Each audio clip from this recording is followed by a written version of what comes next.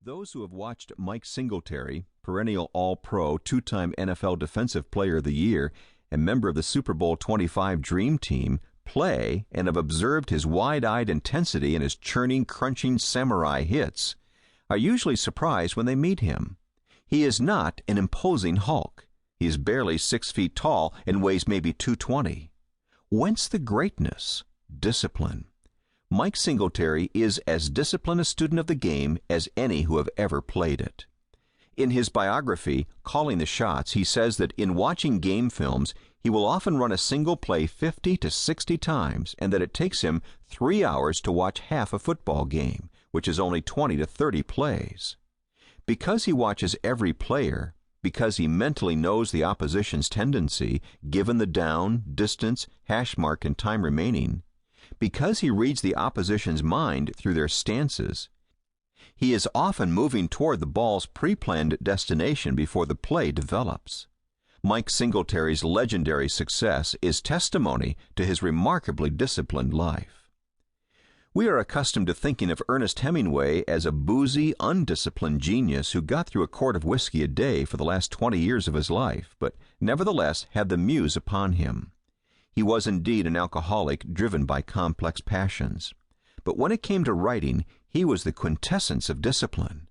His early writing was characterized by obsessive literary perfectionism as he labored to develop his economy of style, spending hours polishing a sentence or searching for the mot juste, the right word. It is a well-known fact that he wrote the conclusion to his novel, A Farewell to Arms, 17 times in an effort to get it right. This is characteristic of great writers.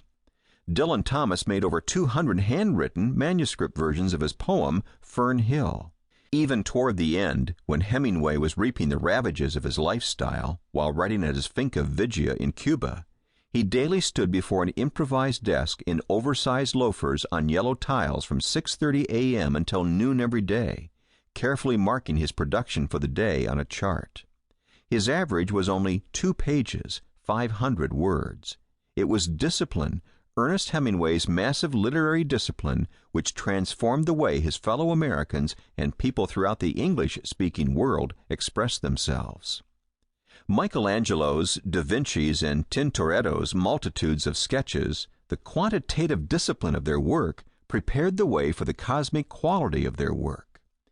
We wonder at the anatomical perfection of a Da Vinci painting, but we forget that Leonardo da Vinci, on one occasion, drew 1,000 hands. In the last century, Matisse explained his own mastery, remarking that the difficulty with many who wanted to be artists is that they spend their time chasing models rather than painting them. Again, the discipline factor. In our own time, Winston Churchill has been rightly proclaimed the speaker of the century, and few who have heard his eloquent speeches would disagree. Still fewer would suspect he was anything but unnatural. But the truth is, Churchill had a distracting lisp which made him the butt of many jokes and resulted in his inability to be spontaneous in public speaking. Yet he became famous for his speeches and his seemingly impromptu remarks. Actually, Churchill wrote everything out and practiced it. He even choreographed the pauses and pretended fumblings for the right phrase. The margins of his manuscripts carried notes anticipating the cheers, hears, prolonged cheering, and even standing ovation. This done, he practiced endlessly in front of mirrors, fashioning his retorts and facial expressions. F.E. Smith said, "Winston has spent the best years of his life writing impromptu speeches.